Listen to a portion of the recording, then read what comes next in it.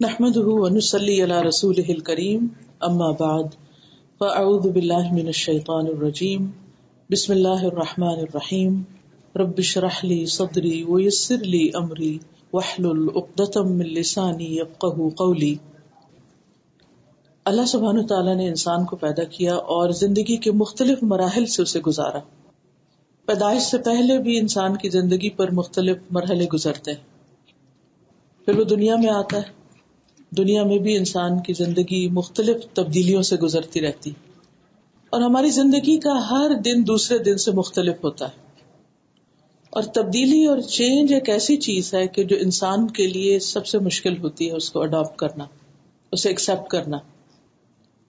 لیکن ہم دیکھتے ہیں کہ ہر دن کے اندر تبدیلی آتی ہے، صبح ایک طرح ہوتی ہے، پھر دوپہر کی شکل کچھ اور ہوتی ہے، شام کچھ اور طرح ہوتی ہے، اسی طرح رات کے مختلف حصے بھی تبدیل ہوتے رہتے ہیں، پھر دن تبدیل ہوتے ہیں، پھر ہفتے تبدیل ہوتے ہیں، پھر موسم تبدیل ہوتے ہیں، پھر سال تبدیل ہوتے ہیں، پھر انسان کے اندر تبدیلی آ جاتی ہے، انسان کی سوچیں تبدیل ہوتی رہتی ہیں۔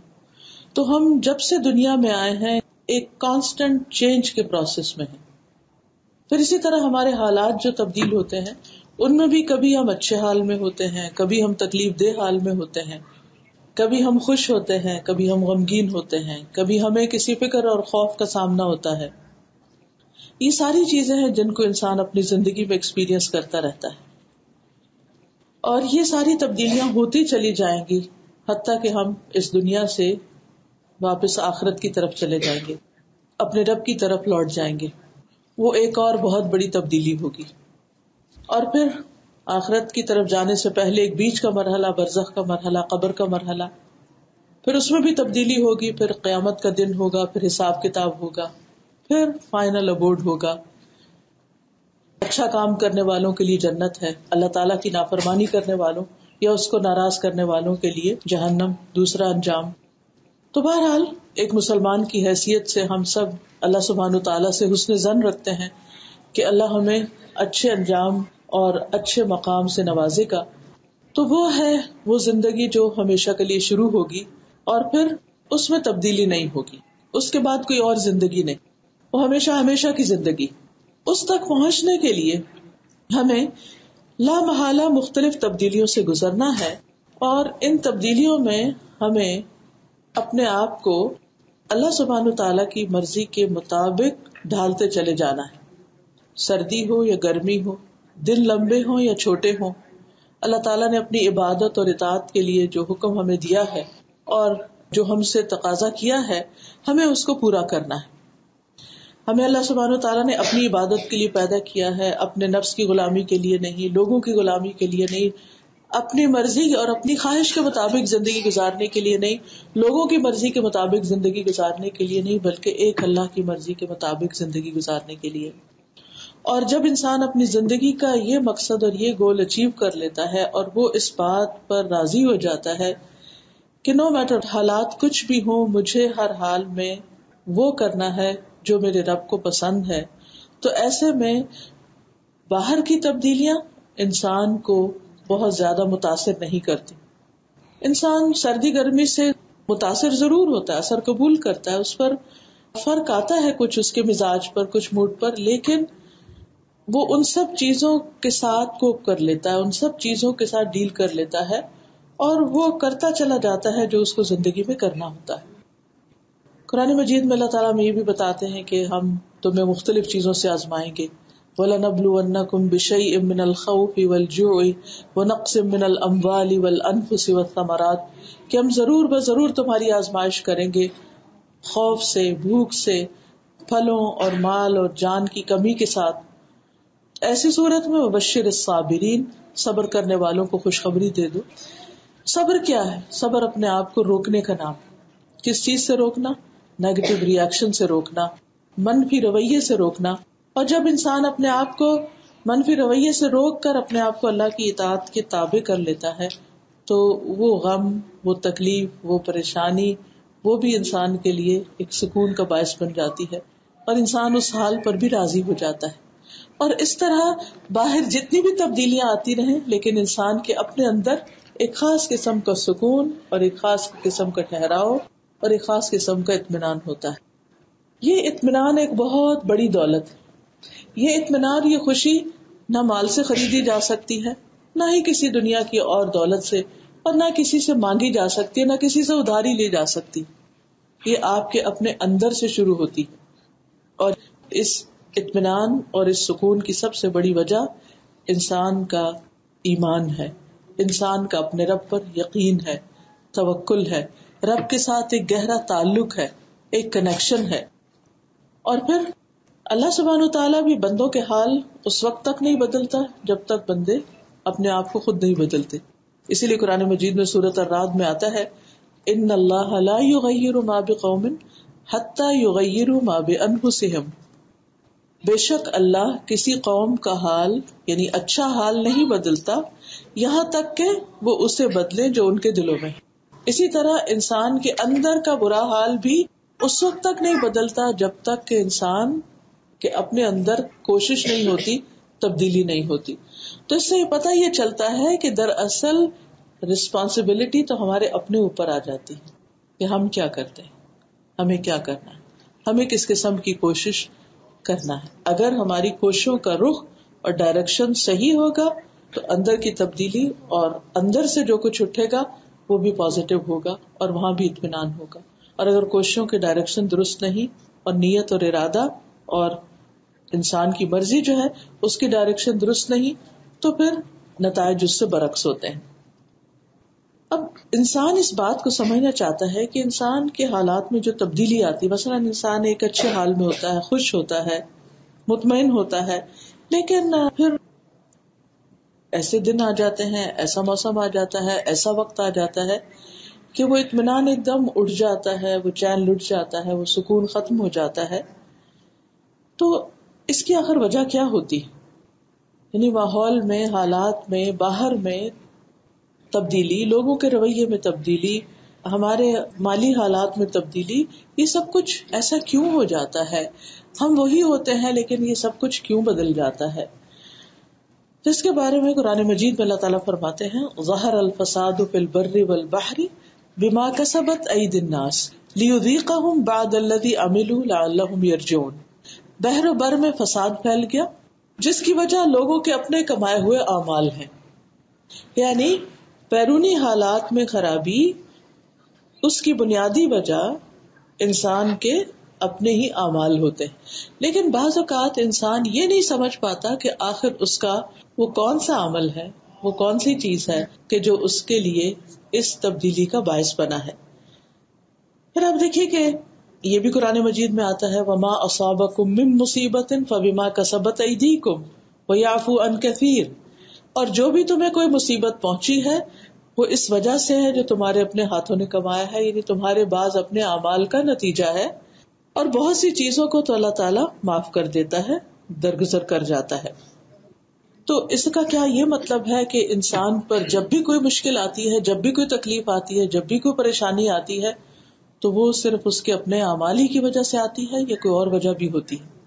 تو جب ہم قرآن و سنت کا مطالعہ کرتے ہیں تو ہمیں یہ پتہ چلتا ہے کہ اس کے دو بڑے اسباب ہوتے ہیں. ایک تو انسان کے اپنے اعمال ہوتے ہیں اور دوسرے اللہ سبحانہ وتعالیٰ کی طرف سے امتحان ہوتا ہے. ہمارے جو اپنے اعمال ہیں وہ تو ہمیں جب مشکل وقت آتی ہے تو ہمیں خود بھی سمجھ آ جاتی ہے کہ وجہ کیا ہے، ایسا کیوں ہو رہا ہے میرے ساتھ. بعض اوقات ہمیں اپنی غلطی نہیں بھی سمجھ آتی، ہم دوسروں کو بلیم کرتے رہتے ہیں، اور بعض اوقات سمجھ آ بھی جاتی. ایک شخص جو اللہ سبحانہ وتعالیٰ پر ایمان رکھتا ہے، اللہ سبحانہ وتعالیٰ اس کے دل کو کھول دیتا ہے، اس کے دل کو رہنمائی دے دیتا ہے، اس کو راہ دکھا دیتا ہے کہ اس مشکل کی اصل وجہ کیا ہے، تمہارے لیے سولوشن کیا ہے، تمہیں اس وقت کرنا کیا چاہیے. کیونکہ اس آیت کے فوراً بعد آتا ہے وَمَن يُؤْمِن بِاللَّهِ يَهْدِ قَلْبَهُ. جو اللہ پر اعتماد کرتا ہے، اللہ پر ایمان رکھتا ہے، اللہ تعالیٰ اس کے دل کو راہ دکھا دیتا ہے. یعنی اندر انسان کی ایک ایسی روشنی آ جاتی ہے، انسان کے اندر ایک ایسا ٹھہراؤ آ جاتا ہے کہ انسان کو سمجھ آنے لگتی کہ اب مجھے کیا کرنا چاہیے. دوسری چیز جو انسان پر اللہ سبحانہ وتعالیٰ کی طرف سے امتحان کی شکل میں کچھ آزمائشیں آتی ہیں، کچھ مشکلات آتی ہیں، اس میں بھی انسان کو دراصل جگایا جاتا ہے. اس پوری کانفرنس کا جو تھیم ہے وہ اویکننگ جاگنا اور جگانا ہے، تو اللہ سبحانہ و تعالیٰ کی طرف سے ہم بندوں کو، انسانوں کو جگایا جاتا ہے. کس سے جگایا جاتا ہے؟ غفلت سے جگایا جاتا ہے. ہم بعض اوقات اپنے آخرت کے لیے وہ انف کوشش نہیں کر رہے ہوتے جو ہمیں کرنی چاہیے. یہاں اللہ سبحانہ و تعالیٰ ہمارے لیے ایک خاص مقام اور ایک درجہ رکھتا ہے جہاں ہم اپنی کوشش کے ساتھ نہیں پہنچ پا رہے ہوتے. ہمارے وہ نیک اعمال یا ہمارے جو مطلوبہ ریکوائرڈ کوششیں ہیں ہم سے، وہ ہم نہیں کر رہے ہوتے، تو اللہ تعالیٰ ہمیں ایک ایسی مشکل سچویشن میں ڈالتے ہیں کہ جس پر اگر ہمارا رویہ مثبت ہوتا ہے، ہم صبر سے کام لیتے ہیں، ہم اللہ سے ناراض نہیں ہوتے، ہم بندوں کے ساتھ برا نہیں کرتے، تو اس صبر کے نتیجے میں اللہ تعالیٰ وہ خیر ہمیں عطا کرتے ہیں، اس درجے اور اس مقام تک پہنچا دیتے ہیں جس پر ہم صرف اپنی کوششوں سے نہیں پہنچ سکتے. تو یہ امتحان دراصل انسان کو خالص کرنے کے لیے آتے ہیں، انسان کو جگانے کے لیے آتے ہیں، انسان کو اچھا انسان بنانے کے لیے آتے ہیں، انسان کو اگلے درجوں اور مرحلوں تک ترقی دینے کے لیے آتے ہیں، انسان کے آج کو اس کے کل سے بہتر بنانے کے لیے آتے ہیں. جیسے دنیا میں بھی مختلف جگہوں پر مختلف کاموں میں ہم اپنے آپ کو اپ گریڈ کرنے کے لیے مختلف امتحانوں سے، مختلف ٹیسٹ سے گزرتے رہتے ہیں، اور کرتے کرتے کرتے ہم ایک خاص مقام پر پہنچ جاتے ہیں. جب تک وہ اس امتحان سے نہ گزرے، چاہے ہم کتنا کچھ بھی جانتے ہوں، کوئی یہ نہیں جان سکتا کہ ہم اصل میں کیا ہے. تو مختلف امتحان دراصل ہمیں یہ بتاتے ہیں کہ ہم کہاں پہنچے، ایمان کے کس درجے پر ہیں، اخلاق کے کس درجے پر ہیں، نیک اعمال کے کس درجے پر ہیں، اور ابھی تک ہمارے اندر کون کون سی کمزوریاں، کون کون سی ویکنیسز اور کون کون سی خرابیاں ہمارے اندر موجود ہیں جن کی اصلاح ہو جانی چاہیے. مثلاً بعض اوقات ہم اپنے ذکر میں کمی کر رہے ہوتے ہیں، دعائیں نہیں مانگ رہے ہوتے، نمازوں میں ہمارا پورا دل نہیں لگ رہا ہوتا، تو اللہ سبحانہ تعالیٰ کسی ایسی سچویشن میں ڈال دیتے ہیں کہ جب ہم دن رات دعائیں شروع کر دیتے ہیں، اور ایک ایک دعا جو ہے وہ ایک عبادت ہے. اللہ تعالیٰ کسی ایسی مشکل میں ڈال دیتے ہیں کہ جب ہم اس کو دل لگا کے پکارنے لگتے ہیں، اچھے حالات میں، خوشی میں ہم جب نماز پڑھتے ہیں، دعا کرتے ہیں، تو وہ جلدی جلدی کر لیتے ہیں، ہاں بس سب ٹھیک ہے. لیکن جو نماز اور جو عبادت ہم تکلیف کی حالت میں کرتے ہیں، اس کی کیفیت ہی بالکل فرق ہوتی ہے. تو یہ امتحان جو ہوتے ہیں یا جو حالات کی تبدیلیاں جو ہمارے لیے ناپسندیدہ ہوتی ہیں، یہ دراصل ہمیں اچھا انسان بنانے کے لیے اور ہمیں جگانے کے لیے ہوتی ہیں، اور ہمیں بہتر سے بہتر کی طرف لے جانے کے لیے ہوتی ہیں. اس لیے کسی بھی ایسی تبدیلی پر انسان کو اللہ تعالیٰ سے ناراض نہیں ہونا چاہیے اور اس سے راضی ہی رہنا چاہیے، کیونکہ اللہ اپنے بندوں پر کبھی بھی ظلم نہیں کرتا. اللہ تعالیٰ کبھی بھی ظلم نہیں کرتا. اللہ تعالیٰ اپنے بندوں سے سب سے زیادہ پیار کرتا ہے. یعنی جتنے بھی دنیا میں ہمارے رشتے ہیں، ماں باپ کے ہیں یا بچوں کے یا کوئی بھی، ان سب رشتوں میں سے کوئی بھی ہم سے اتنی محبت نہیں کرتا جتنا ہم سے محبت ہمارا رب کرتا ہے. اور جب اس کی محبت ہمیں حاصل ہوتی ہے تو وہ محبت صرف یہ نہیں ہوتی کہ سب اچھا ہی اچھا ہو جائے. اسی محبت کا تقاضا ہوتا ہے کہ انسان کو اچھا بنانے کے لیے ایسی سچویشن سے گزارا جائے کہ جہاں وہ واقعی اپنے اس سارے پوٹینشیل سے یا اپنی صلاحیتوں اور طاقتوں اور ان چیزوں سے جو اللہ تعالیٰ نے نعمتیں اس کو دی ہیں ان سے پوری طرح کام لے سکے. پھر اسی طرح دوسری بات جو تھی وہ یہ کہ بعض اوقات ہمارے اپنی غلطیوں کا نتیجہ بھی ہمارے حالات میں تبدیلی ہو جاتی ہے. مثلاً اگر ایک انسان شکر گزار رہتا ہے تو اللہ تعالیٰ کا وعدہ ہے لئن شکرتم لأزیدنکم، تم شکر کرو گے تو میں تمہیں نعمتیں زیادہ سے زیادہ ضرور دیتا جاؤں گا. لأزیدنکم عربی زبان میں تاکید کا صیغہ ہے اور اس میں یعنی شدت پائی جاتی ہے. وَلَئِن كَفَرْتُمْ، اور اگر تم نے ناشکری کی، ان عذابی لشدید، تو میرا عذاب بھی بڑا سخت ہے. تو اس اعتبار سے بھی نعمتوں میں اگر اضافہ ہو رہا ہے تو وہ بھی حالات کی تبدیلی ہے، اور انسان کا شکر جو ہے وہ اس کو مزید اوپر کی طرف لے جا رہا ہے. اور لیکن ہم انسان ہیں، ہم کمزور ہیں. بعض اوقات جب سب اچھا ہونے لگتا ہے نا تو ہمارا مزاج بھی خراب ہونے لگتا ہے. ہم بعض اوقات ہمیں جو کچھ کرنا چاہیے ہم وہ کرنے سے پیچھے ہٹنا شروع ہو جاتے ہیں. تو اسی لیے عربی میں شکر کا معنی صرف زبان سے شکر ادا کرنا نہیں ہے. شکر جو ہے وہ دل سے بھی ہے، شکر زبان سے بھی ہے، اور شکر جو ہے وہ اصل میں عمل سے وہ کام کرنا جس سے ہمارا رب راضی ہو جائے. کیونکہ سب کچھ اللہ نے دیا، تو اگر ہم کسی بھی چیز کو، مثلا نگاہیں اللہ نے دی، کان اللہ نے دی، زبان اللہ نے دی، اگر ہم ان چیزوں کو اللہ کی مرضی کے خلاف استعمال کر رہے ہیں تو دراصل شکر نہیں ادا کر رہے. ان چیزوں کو اگر ہم اللہ کی اطاعت میں استعمال کر رہے ہیں تو یہی دراصل اللہ سبحانہ وتعالیٰ کا شکر ہے. اور جب اس کی مرضی کے مطابق ہماری سب چیزیں لگنے لگتی ہیں تو پھر وہ نعمتوں میں اضافہ کر دیتا ہے. بہرحال بعض اوقات انسان ہے اور ہم سے غلطیاں ہوتی ہیں، اور اس کے بعد جب ہماری غلطی کے بعد چاہے فوری طور پر نہیں بھی پکڑتا، اگر کچھ عرصے کے بعد اس کا اثر ہم پر آتا ہے تو بھی ہمیں توبہ کا موقع مل جاتا ہے، دنیا میں ہی اپنے اعمال کو صاف کرنے کا موقع مل جاتا ہے. تزکیہ کا عمل بھی اسی سے ہوتا ہے. رسول اللہ صلی اللہ علیہ وسلم نے فرمایا جو کسی کو نقصان پہنچائے گا اللہ اس کا نقصان کر دے گا. یعنی اگر آپ کسی کو نقصان دے رہے ہیں تو آپ کا بھی ہو جائے گا، اور جو کسی کو مشکل میں ڈالے گا اللہ اس پر سختی کرے گا. وہ کسی نہ کسی ایسی سخت سچویشن میں جا پھنسے گا. اور بعض اوقات ہمیں نہیں پتا ہوتا کہ ہم بڑے اسموتھلی جا رہے ہوتے ہیں، لیکن ایک دم کوئی ایسی چیز سامنے آ جاتی ہے، انسان حیران پریشان رہتا ہے یہ کیا ہوا میرے ساتھ. تو اس وقت اگر یہ تعلیم ساتھ ہو تو انسان کو فوراً نظر آتا ہے، فوراً سوچنے لگتا ہے کہ کہیں میں نے تو کسی کے ساتھ ایسا نہیں کیا، کسی انسان کے ساتھ. ابن سیرین کے بارے میں آتا ہے کہ ایک دفعہ ان کو کچھ نقصان پہنچا تو کہنے لگے کہ مجھے سمجھ میں آ گیا ہے کہ میرا یہ نقصان کیوں ہوا ہے، یہ اس غلطی کا نتیجہ جو 40 سال پہلے میں نے کی تھی اور میں انتظار کر رہا تھا کہ اس کا نتیجہ کب سامنے آتا ہے. یعنی بعض چیزیں اللہ تعالیٰ استغفار سے توبہ سے معاف کر دیتا ہے، برائی نیکی کرتا ہے انسان برائی کے بعد تو معاف ہو جاتی ہیں چیزیں، لیکن کچھ چیزیں ایسی ہوتی ہیں کہ جو اللہ سبحانہ وتعالیٰ انسان کو اس کسی ایک خاص سچویشن سے گزارنے کے بعد تاکہ وہ اپنے لیے بھی نصیحت کا ذریعہ ہو اور دوسروں کے لیے بھی نصیحت کا ذریعہ اس کو اس سچویشن میں ڈال سکے کہ آئندہ کے لیے اپنی اصلاح کر لو، کیونکہ یہ رویہ دوسروں کے لیے تکلیف دہ ہے، یہ دوسروں کے لیے پریشان کن ہے. پھر اسی طرح انسان کا بخل جو ہے، دل کی تنگی جو ہے، یہ بھی انسان کے لیے مشکلات کا باعث بنتا ہے. قرآن مجید میں آتا ہے وَأَمَّا مَن بَخِلَ وَاسْتَغْنَى وَكَذَّبَ بِالْحُسْنَى فَسَنُيَسِّرُهُ لِلْعُسْرَى.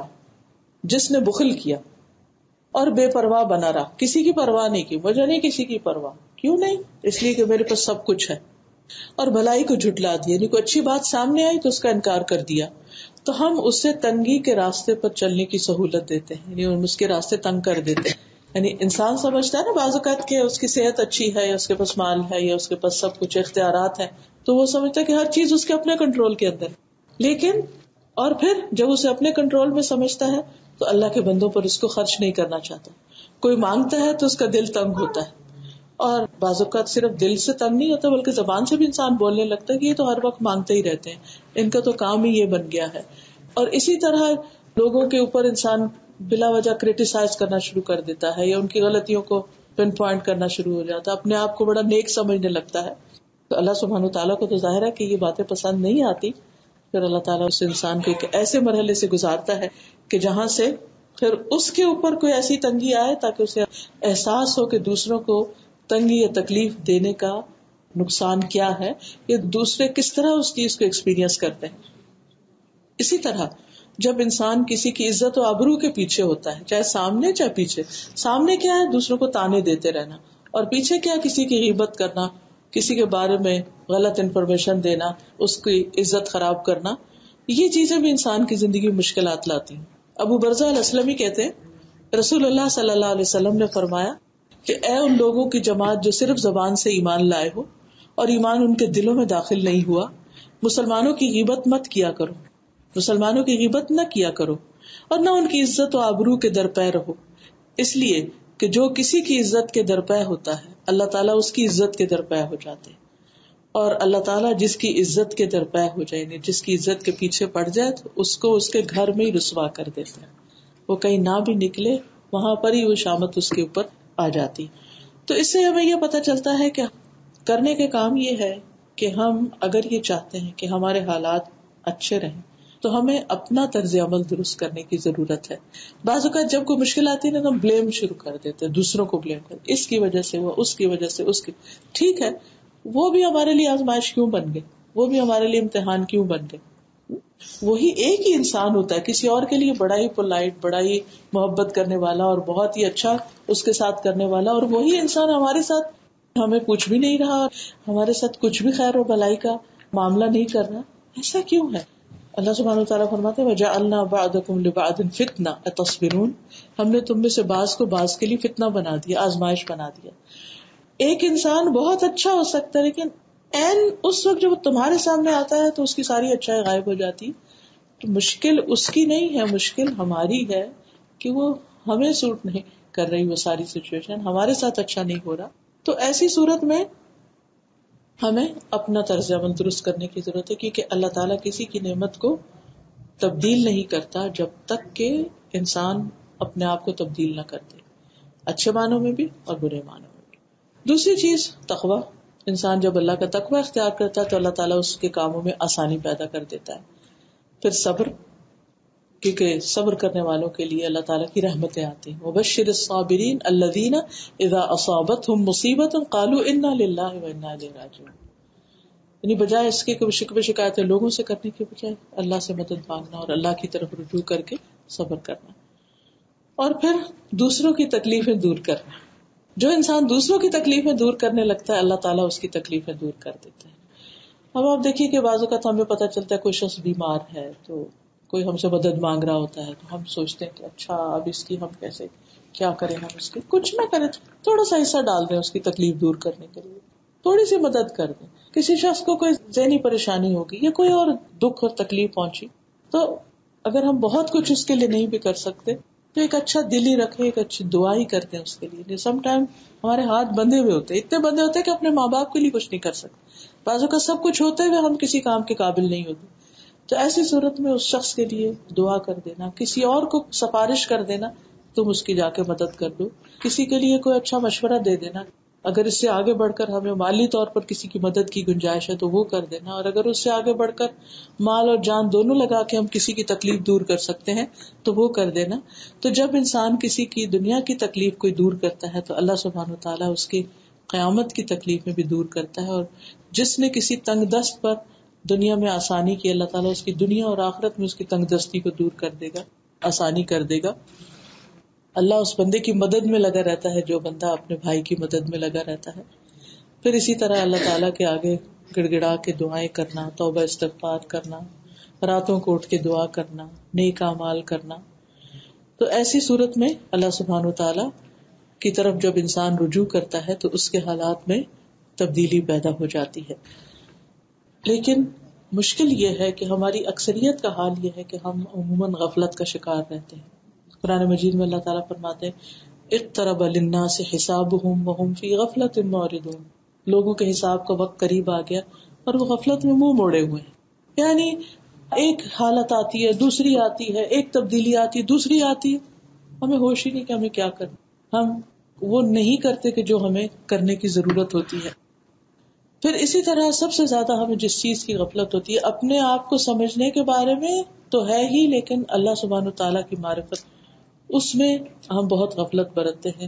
اس کا حق نہیں پہچانتے، اس کو جانتے نہیں، اس پر اس طرح توکل نہیں کرتے، اس طرح اس کو پکارتے نہیں، اس طرح اس سے مدد نہیں مانگتے، اس طرح اس کی عبادت کا حق ادا نہیں کرتے کہ جس طرح ہمیں کرنا چاہیے. یہ بھی دراصل ہمارے دلوں کی غفلت ہوتی ہے. ہم نماز میں تو کھڑے ہو جاتے ہیں لیکن ہمارے دل کا حال ہم سب جانتے ہیں کہ دل پھر غافل ہو جاتے ہیں.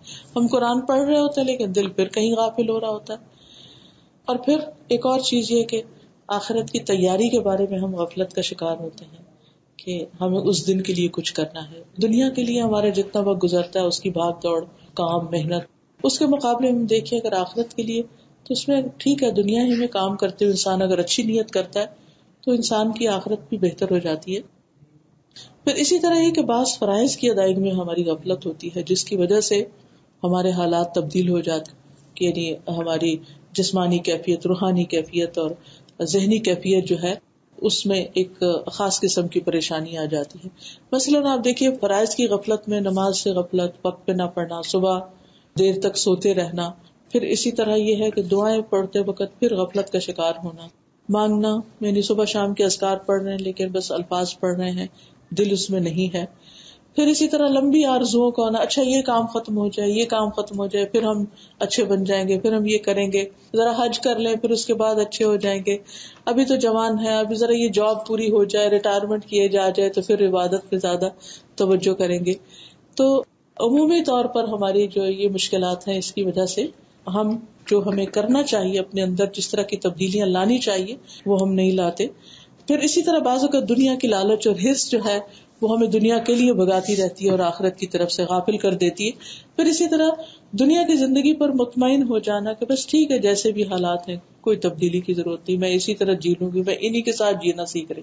یعنی بہت دفعہ ہم یہ کہتے ہیں بس جو کچھ بھی ہم اسی کے ساتھ جینا سیکھ رہے, یعنی تبدیلی کی کوشش بھی نہیں کرتے. مثلاً اگر کوئی بیماری ہے تو اس کو دور کرنے کی, یا کوئی مالی مشکل ہے تو ہاتھ پاؤں مارنے کی اور کچھ محنت کرنے کی, یا کوئی اور اگر دین کے علم میں کمی کمزوری ہے تو اس کو سیکھنے کی. تو اپنے حالات پہ راضی مطمئن ہو جانا اور کوشش نہ کرنا کہ ہم ہر دن میں بہتر سے بہتر ہوتے چلے جائیں, یہ چیز بھی انسان کے لیے نقصان دہ ہے. اور پھر یہ ہے کہ وقت کو بیکار کاموں میں ضائع کرنا, اپنی صلاحیتوں کو اس کام کے لیے استعمال نہ کرنا جو اللہ نے ہمیں دی ہے.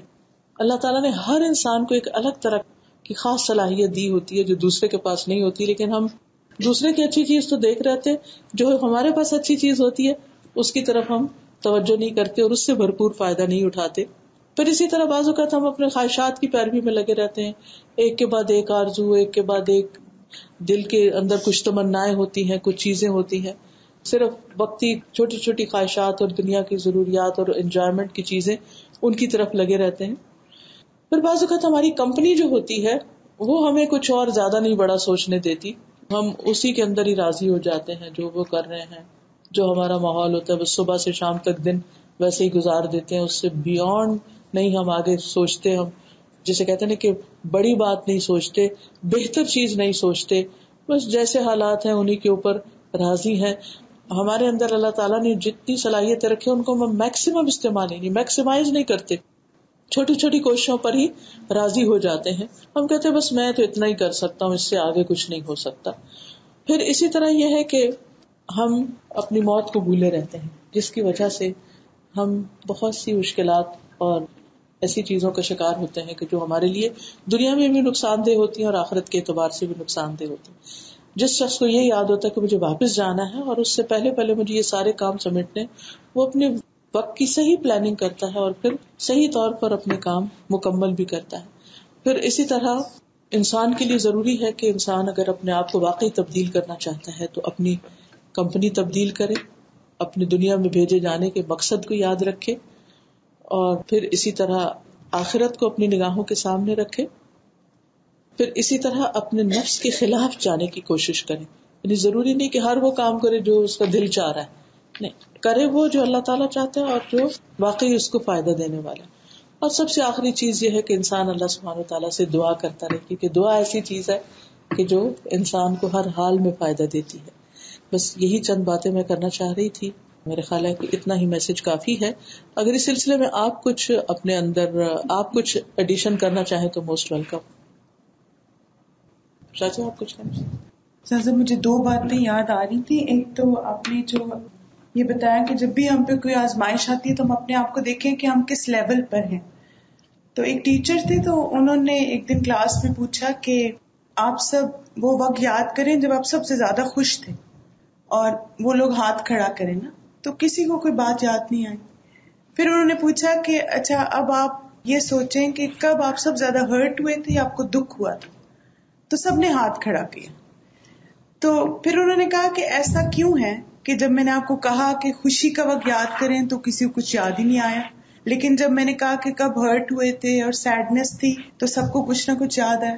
تو انہوں نے کہا کیونکہ جب بھی کوئی ہم پہ مشکل, پریشانی یا دکھ کا وقت آتا ہے وہ ہمیں کچھ سکھا کے جاتا ہے, اور ایوری ٹائم جب ہم کسی ٹیسٹ سے گزرتے ہیں وی گرو مور. جو انسان ہر وقت خوشیوں میں رہتا ہے اور آسانیوں میں رہتا ہے تو وہ گرو نہیں کرتا, اور چھوٹی سی بات بھی اس کو پینک کر دیتی ہے.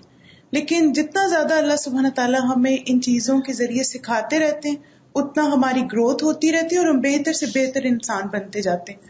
اور اسی طرح جیسے ایک مجھے بات بہت جو اچھی لگی استاذہ نے بتائی کہ اللہ تعالیٰ نے ہمیں اس دنیا میں ایک موقع دیا ہے کہ اپنے آپ کو چینج کر کے اس دنیا کے لیے تیار کریں جہاں پہ کبھی چینج نہیں ہوں گے.